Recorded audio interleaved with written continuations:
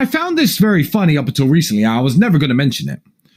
Up until very recently, because after the events of October 7th, when I've made it very clear that I don't like what the Zionist state of Israel is doing to the Palestinian people, suddenly all these people who were calling me a Zionist are backtracking and saying, oh my God, wow, Tristane actually just talks about the things he talks about and isn't bought and paid for by anybody.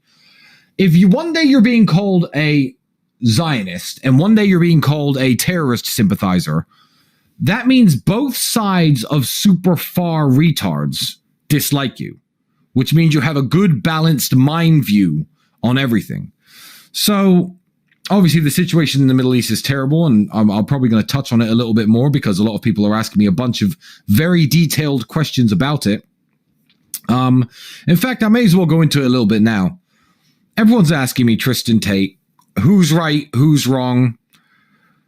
Look, anybody who commits an act of terror to an elderly person or a child or a woman or an innocent is wrong.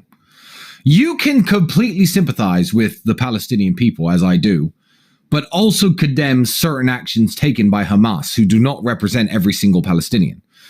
And then you can, be pro the state of Israel and believe Israel's historical claims to the land, if you like, without condemning what they do the moment they're attacked, in terms of leveling city blocks, flattening city blocks, killing thousands of women and kids and innocents, which again is terrorism.